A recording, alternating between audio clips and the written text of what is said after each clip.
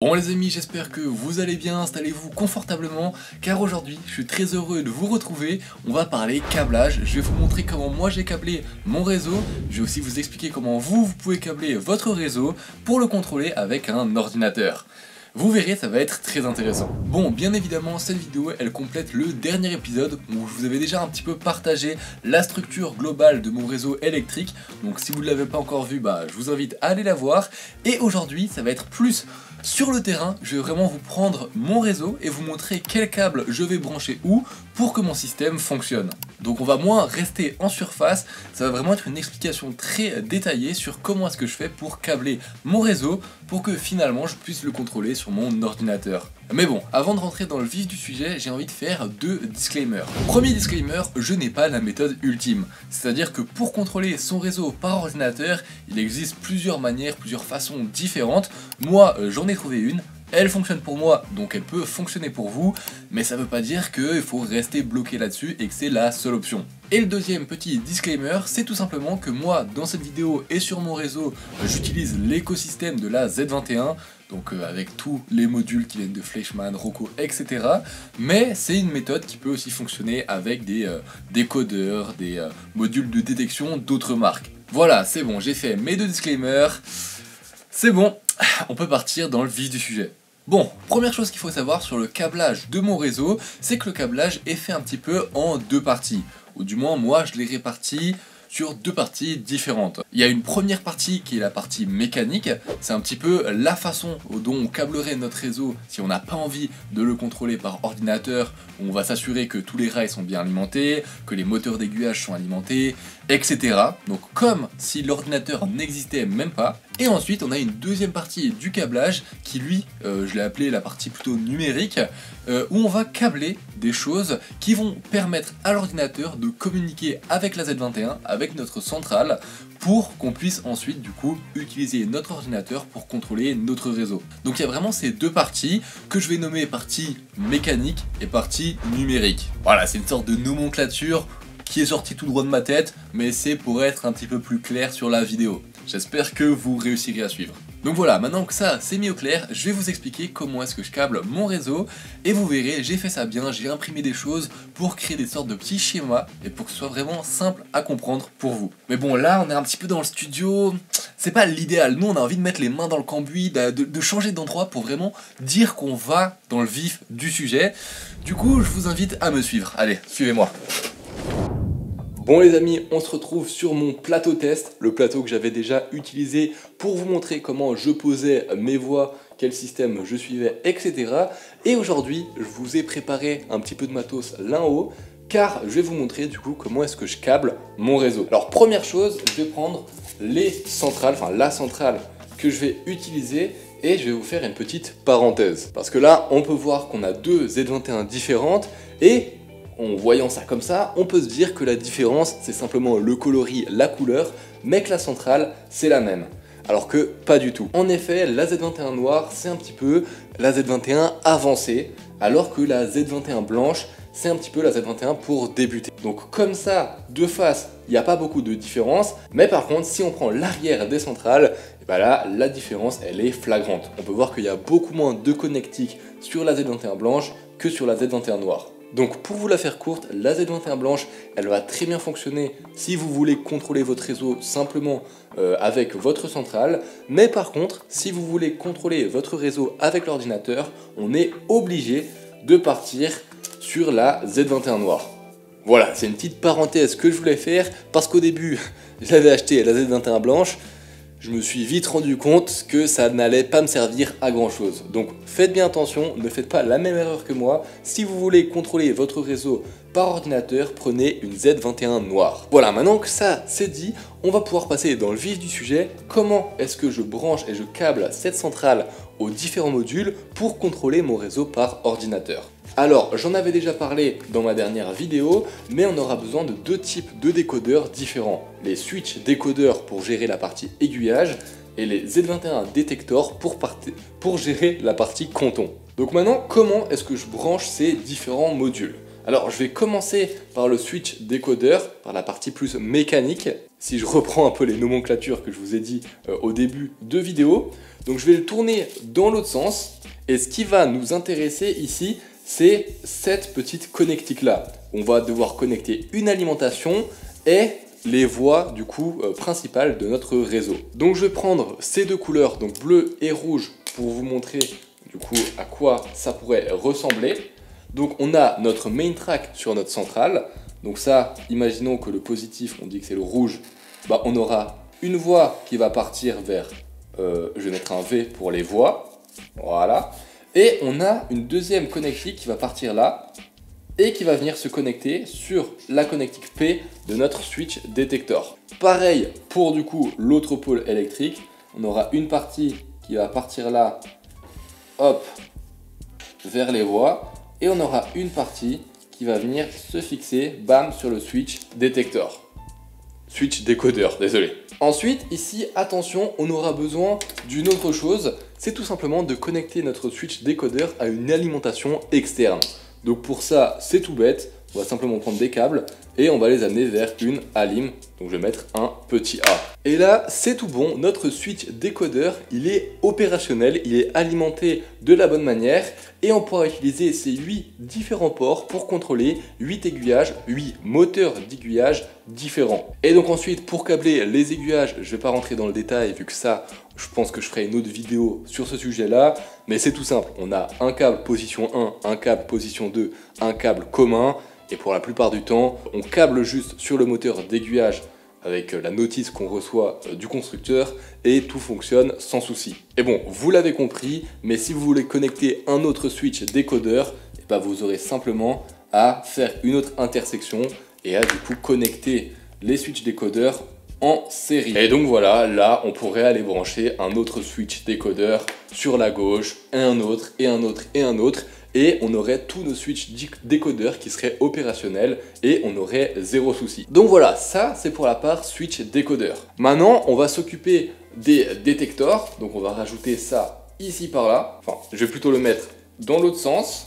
Parce que là, encore une fois, on voit qu'on a besoin de connecter à nos voies principales. Donc je dis ça, hein, c'est juste un moyen mémotechnique pour la connectique PN. Donc encore une fois, c'est comme le switch décodeur, on va faire une intersection. Donc là c'est bien, j'avais déjà fait une sorte de connectique, donc on va juste réutiliser ça. Hop, donc on prend notre pôle, bam, on le connecte au rouge. On prend notre neutre, je vais le faire passer juste là-dessous. On connecte, hop, et là, je vais remettre tout ça bien. On a notre détecteur qui est alimenté par notre centrale. Mais c'est pas fini. Parce que si on fait simplement ça, ok, nos comptons pourront être alimentés, on va recevoir les lumières, ça va être cool, on pourra savoir quand est-ce qu'il y aura des trains sur chaque compton, mais notre ordinateur, il ne pourra rien faire avec ces infos. Donc ce qu'il faut qu'on fasse, c'est tout simplement là d'utiliser ces ports CAN. Eh oui, parce que je vous avais dit qu'on ne pouvait pas utiliser la Z21 blanche pour contrôler notre réseau par ordinateur, et justement, c'est à cause du fait que sur la Z21 blanche, on n'a pas de port CAN. Donc là, ce qu'on va devoir faire, c'est tout simplement de prendre un câble qui est fourni du coup avec le Z21 détecteur, et on va le connecter du coup du port CAN de la Z21 à un des ports CAN de notre détecteur. Et ensuite, encore une fois, on va les brancher en série. Donc si on a un autre module, bah on va prendre le port CAN, hop, et le connecter sur un autre détecteur. Hop, donc si je mets ici, on prend et on connecte un autre CAN. On prend et on connecte un autre CAN, etc. Et donc voilà, maintenant notre Z21, elle est bien câblée avec les différents modules, donc les modules d'aiguillage et les modules de détection. On n'a plus qu'à connecter la Z21 à l'ordinateur. Donc pour ça, on va prendre un câble Ethernet, on va brancher dans le port LAN de la Z21 et on va brancher l'autre extrémité à notre ordinateur.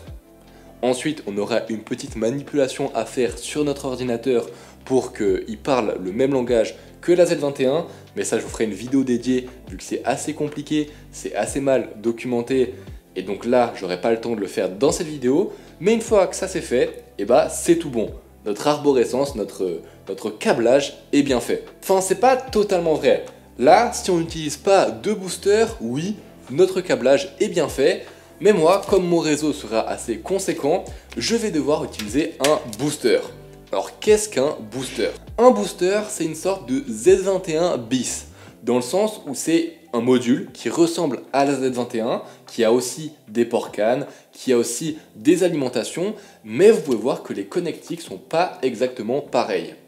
Parce que le but d'un booster, c'est tout simplement de pouvoir diviser l'alimentation de votre réseau en plusieurs parties.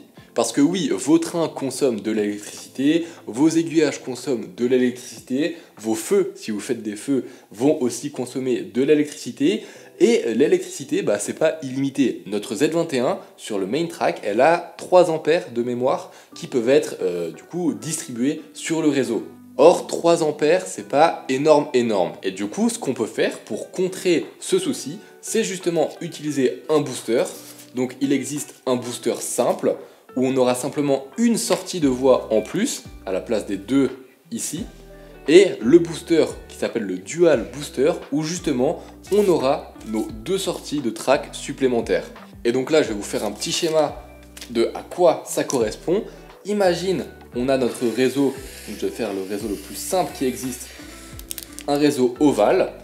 À la place d'avoir simplement une alimentation qui vient comme ça de la Z21, ici on va dire, ce qu'on va faire, c'est qu'on va séparer le réseau en 3 parties égales par exemple, comme là avec mon dual booster j'aurai 3 sorties de voie, et on va avoir une connexion qui sera connectée à ce port de la Z21, une autre connexion qui sera connectée au premier port du booster, et je ne l'ai pas assez séparé, une troisième connexion qui sera connecté du coup au deuxième port du booster. Donc si vous voulez une comparaison, c'est comme si sur votre PC, vous sépariez votre réseau, si on compare le réseau à un dossier, en sous-dossiers. À la place d'avoir juste un dossier simple, on aura 3 sous-dossiers. Donc voilà, maintenant en termes de câblage, ça complexifie un petit peu la chose, mais c'est pas non plus incroyablement dur. Donc on aura un premier changement au niveau des ports CAN. À la place de directement connecter notre Z21 et nos modules de détection, ce qu'on va faire, c'est qu'on va prendre un câble CAN, on va le connecter d'abord à notre booster, et ensuite on repart pareil. Donc on prend l'autre port CAN de notre booster, on le connecte sur notre module de détection, et là on les refait en chaîne, en série, etc. avec tous nos modules. Donc c'est simplement une petite différence. Par contre, pour ce qui est de la partie mécanique, là, ça peut faire une belle différence. Parce que pour ce qui est des modules d'aiguillage, on peut connecter du coup notre module à la Z21 et dire que la Z21 va alimenter tous nos aiguillages, par exemple. Ou bien on peut dire que un module du coup PN va être connecté à la Z21, un autre module va être connecté au booster, etc. Ça change, mais c'est pas le plus important. Par contre, où il y aura le grand changement, ça va être tout simplement sur le côté PN, ici, de notre détecteur. Et pour ça, pour vous expliquer où est-ce qu'il y aura une différence, on va reprendre ce petit schéma de réseau. Donc on a notre réseau qui est séparé en 3 parties distinctes, donc une partie alimentée par la Z21 et 2 parties alimentées par le booster. Et dans chaque partie, on aura des comptons. Donc on peut avoir un premier compton là, hop. Là, on peut dire qu'il y a des aiguillages, on peut créer un deuxième compton là, etc. On peut créer un compton dans cette partie-là, comme ça. Pareil ici, on va tout petit compton, et là, pareil, un compton. Donc là, on a 6 comptons sur notre réseau. Donc là, on pourrait se dire, super, on n'a qu'à connecter notre détecteur comme on l'a fait avant. On a 6 comptons, donc on les connecte sur nos 6 entrées, ça fonctionne, on est heureux, etc. Mais là, il y a une erreur à ne pas faire. Parce que justement, ça ne fonctionne pas comme ça. Parce que notre module de détection, il sera connecté à une certaine alimentation de voie. Donc là, le PN, par exemple, il sera connecté au PN de notre Z21. Et du coup, ce module de détection, il pourra alimenter simplement les comptons qui seront alimentés par la Z21. Donc, disons que c'est ça qui est alimenté par la Z21 et du coup ce compton aussi ce qui est alimenté par la Z21, et notre module il pourra alimenter seulement ces 2 autres comptons. Pareil, si un module de détection on l'a alimenté avec la sortie 1 du booster, imagine on dit B1, B1, et donc là on va mettre B2, et bah le module qu'on aura connecté avec la sortie 1 du booster, il pourra alimenter seulement les comptons qui seront alimentés par la sortie 1 du booster. Donc voilà, j'espère que c'est clair. N'hésitez pas à me poser des questions dans les commentaires s'il y a une partie que vous n'avez pas bien comprise, etc. Je sais qu'au début, moi j'ai pas mal galéré, mais qu'une fois qu'on commence à comprendre le système, ça va. J'ai essayé d'être le plus clair possible, mais si vous avez des doutes, n'hésitez pas. Moi je réponds à tous les commentaires, donc si vous avez des questions, vous me les posez et il n'y aura pas de souci, je vais vous éclairer. Mais bon, pour faire quand même un petit résumé de ce que je viens de dire, j'ai fait une sorte de petite feuille vraiment de résumé avec la partie CAN, la partie PN, donc alimentation de soit le Z21, soit le booster, ce qui donne ça. Donc pour la partie CAN, qui est la partie hop, du haut comme ça, on va partir de la Z21, on va connecter au booster, et ensuite on va connecter aux différents détecteurs. Ensuite pour la partie PN, on aura une première intersection qui va diriger notre alimentation d'un côté vers les voies, d'un côté vers l'alimentation des détecteurs, selon du coup les portions de voies, et une troisième portion qui va aller vers les switch détecteurs. Ensuite on aura aussi une alimentation externe qui va alimenter les switch détecteurs, et nos switch détecteurs vont permettre du coup de gérer des moteurs d'aiguillage, etc. avec du coup nos 3 câbles. Voilà, j'espère que cette petite fiche de révision vous a servi. Là, on va se calmer un petit peu parce que ça fait quand même beaucoup d'informations. Et pour ça, je vous propose de passer aux questions du jour. Bon, je dis les questions du jour, mais je devrais plutôt dire la question. Parce que je sais pas ce qui s'est passé, mais dans le dernier épisode, il y a comme une sorte de petite panne de questions. Mais bon, c'est pas grave, je vais répondre à cette question et ça me donne l'opportunité de moi, cette fois, vous poser une question à laquelle vous pourrez répondre dans les commentaires. Bon, la question du jour, c'est tout simplement une question de Maurice Poupard 760 qui me demande « Quel logiciel emploies-tu sur ton ordi pour contrôler ton réseau ?» Alors ça, c'est une question que j'ai reçue pas mal de fois, auquel j'ai jamais répondu, tout simplement parce qu'on n'était pas encore à ce stade-là. Mais bon, comme là, on arrive gentiment dans le vif du sujet, je vais y répondre. Le logiciel que j'utilise sur mon ordinateur, roulement de tambour, beaucoup trop de hype pour vraiment quelque chose qui est pas ouf quoi. Bref, le logiciel que j'utilise, c'est tout simplement iTrain. Alors, je sais, c'est pas le logiciel le plus connu, le meilleur peut-être, le plus incroyable, je sais pas trop quoi. Je sais qu'il y a beaucoup de personnes qui aiment Train Controller. Moi, je me suis dit iTrain, ça avait l'air d'être un bon logiciel et j'ai trouvé une série de tutoriaux qui sont vraiment très bien faits et qui m'ont permis de comprendre un petit peu comment ça fonctionnait. Donc je pars là-dessus. Maintenant, si je vois que dans 1-2 mois, j'arrive pas, c'est pas le bon logiciel, ça marche pas, etc., bah, rien ne m'empêchera de partir sur un autre logiciel. Mais voilà pour la question du jour. Mais bon, maintenant c'est à mon tour de vous poser une question. C'est une question qui trotte dans ma tête depuis un petit bout de temps, puis vu que le modélisme ferroviaire, c'est une passion quand même assez large, qui demande beaucoup de compétences et où on peut faire beaucoup de choses, ma question c'est tout simplement, pourquoi est-ce que vous faites du modélisme ferroviaire? Qu'est-ce que vous aimez dans le modélisme ferroviaire? Eh ouais, parce que sincèrement, j'ai parlé avec pas mal de personnes, et il y a des personnes qui préfèrent le décor, des personnes qui préfèrent simplement faire tourner des trains, des personnes qui préfèrent l'aspect technique, etc. Et donc je trouve ça ultra intéressant, parce qu'il y a plein de visions différentes du modélisme ferroviaire. Bref, je vous laisse me répondre dans les commentaires, j'ai hâte de lire tout ça. Bon, voilà, on s'est reposé un petit peu, quelques questions, quelques interactions, histoire de faire redescendre la température au niveau du cerveau. Et bon, vous vous en doutez, hein, ça c'est la théorie, j'ai imprimé des trucs, c'est très bien, mais pour faire le câblage, bah, j'aurais besoin de matériel. Et donc je pense que ça peut être une bonne chose si je vous le présente gentiment. Mais bon, là, vous avez commencé à comprendre, la table, c'est l'aspect un peu plus technique, etc. Pour présenter, on va retourner dans un meilleur cadre.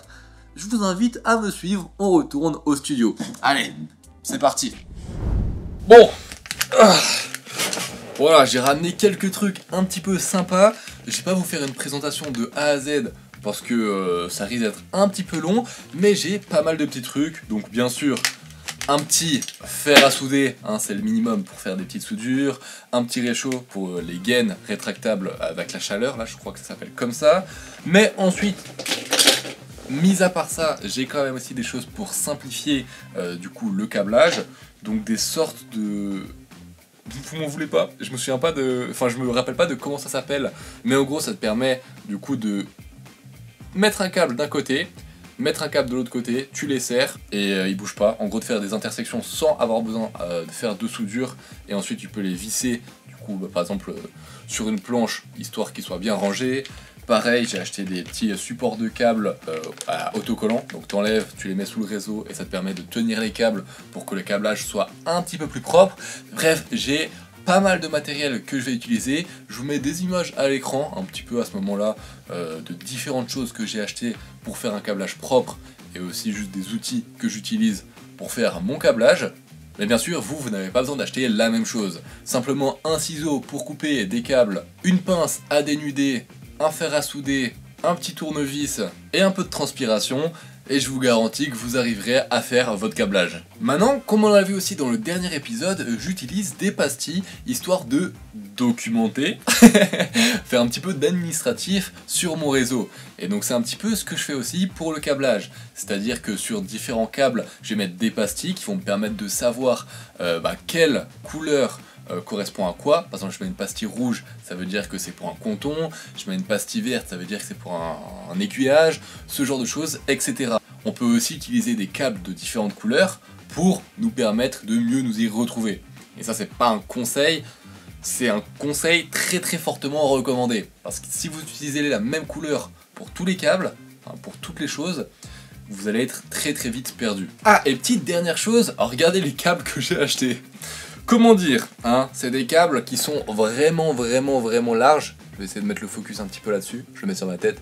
Donc regardez, ils sont vraiment larges. Ce que j'ai fait, c'est que je me suis dit que je voulais vraiment prendre un maximum de marge. J'avais pas envie en fait d'avoir des câbles trop petits qui permettent pas d'amener assez d'électricité vers les voies, etc. J'ai totalement abusé, hein. Vous n'avez jamais besoin de câbles aussi gros, mais ce que je me suis dit, c'est qu'après coup j'ai quand même acheté des câbles un peu plus fins, mais pour la gare cachée et pour les gros canaux de câbles, c'est-à-dire que par exemple quand je vais faire le câblage, et ben je vais pas partir à chaque fois de la centrale, je vais avoir un gros câble qui va amener l'électricité vers un endroit, et ensuite à partir de ce gros câble, et ben je vais faire des soudures avec des petits câbles qui vont aller se brancher sur les voies.